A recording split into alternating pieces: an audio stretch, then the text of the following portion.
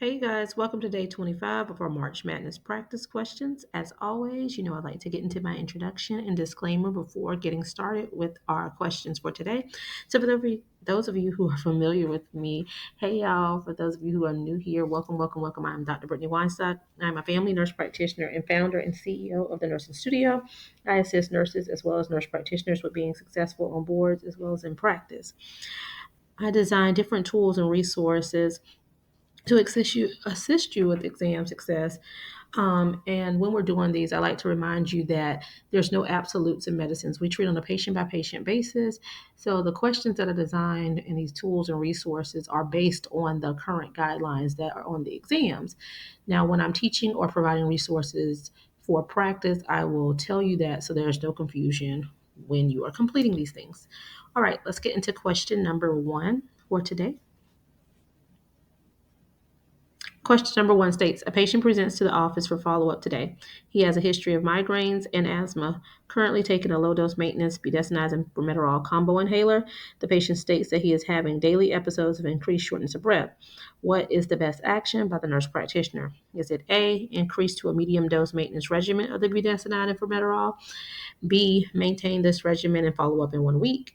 C, increase to a high dose maintenance regimen of budesonide and formoterol? Or D, no changes needed at this time? Take a moment to tell me what you have in the comments.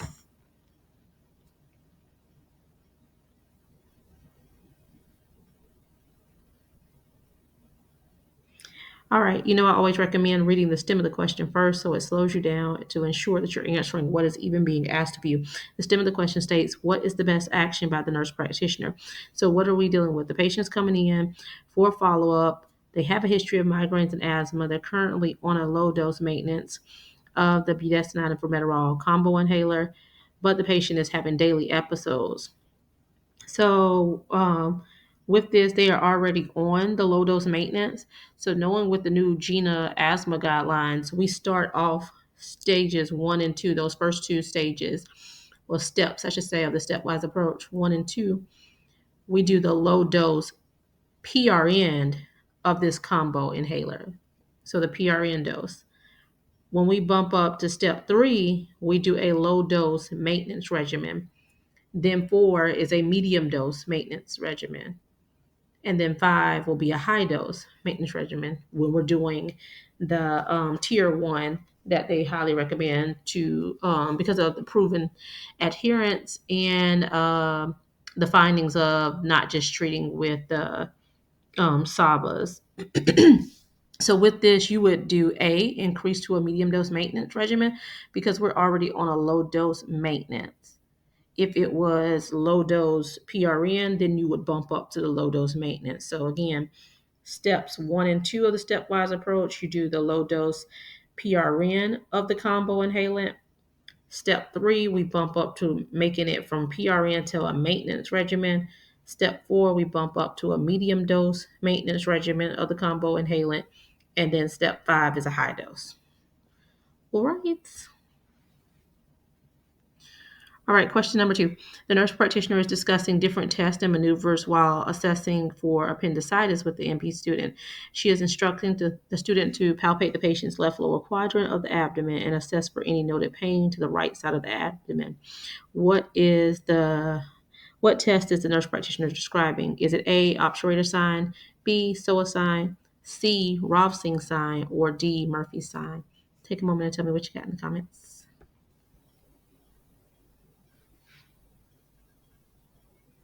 All right, stem of the question states, what test is the nurse practitioner describing? All right, so they're discussing a test for appendicitis assessment, and she instructed the nurse practitioner student to palpate the patient's left lower quadrant of the abdomen and assess for noted pain to the right side. Is that a obturator sign? No, we know what obturator sign, that's when you're flexing that right leg and turning it inward. And if it's positive, they will have the abdominal pain. So no. B, Soa sign. No, they're also with Soa sign, you have that patient laying flat on their left side, laying back on their left side. I'm sorry, and then extending that leg. So when you extend that leg by pulling it, it'll cause pain also. So you need to you commonly see obturator and psilocybin together. Um, just simply because it's a similar mechanism of maneuvering the legs, flexing and turning inward, pulling it while the person is lying, so you can have them to lie flat and flexing that right leg, turning it inward for obturator, and then have them to turn onto their left side and then pull and extend that left leg back. And again, you're looking to see if they have abdominal pain with either one of those tests, and so if positive, that's appendicitis. C, Robsing sign. Yep, is the answer. With Robsing signs, you do just what's described. You're going to palpate that left lower quadrant to see if it elicits pain on the right side for appendicitis, because with appendicitis, we have right lower quadrant pain, right?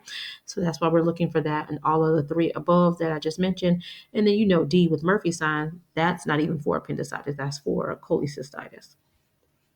All right. All right, and question number 3 for today. A patient presents to the office today with fluid-filled bumps in a line to the webs of his fingers.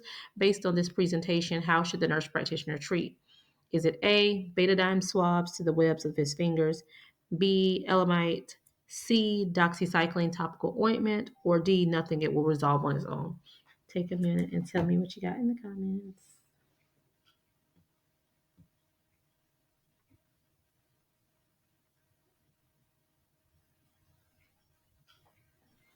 All right, the stem of the question states, based on this presentation, how should the nurse practitioner treat?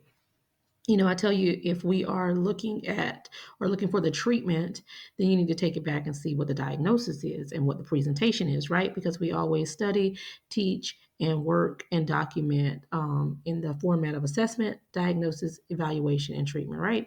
So the assessment, the patients come in, they have fluid filled bumps in a straight line in the webs of his finger. That is classic presentation for scabies, right? So, right there, based off of the assessment, then you're thinking of your differential diagnoses, and then you'll go to the treatment, right? So, here you need to think instantly, if that's a classic presentation for scabies, how do we treat scabies? And B is your answer, elamite. I always say, think of it looks like it's saying eliminate the mites, because they're bites that are causing those fluid filled bumps in the webs of the finger. So you want to eliminate the mites. So elamite is the treatment for scabies. B. All right, you guys, I hope you found that helpful. As always, be sure to like, comment, subscribe, and share with whomever you may think may find this beneficial as well. Make sure you meet me back here as we continue to push through our practice, question, and test, engage your knowledge for exam success. If you need assistance with any of our resources, our online self-paced course that you can do at your own pace with quizzes and system by system breakdown. We have our upcoming 5-week, we're 1 week out. The enrollment will close at the end of this week for our 5-week intensive that we work through all of the systems over 5 weeks. And the final week of week 6 is a bonus week where you get individual feedback to see what your exam readiness and advice on how to proceed with your preparation if needed at that time.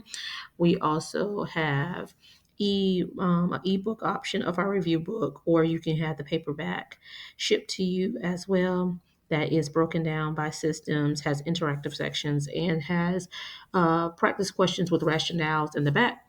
Or you can complete our one-on-one sessions where we work with you based off of your weaknesses. If you have a particular weakness that you just want to spend time making that a strength, or our most common package is our custom package where patients, I say patients, I'm so used to talking to patients, where review students, if they've been unsuccessful for it, we typically just go through your unsuccessful results and do a pretest, and then design and create a study regimen and plan for you, and then work alongside with you to take you from being unsuccessful to successful on boards.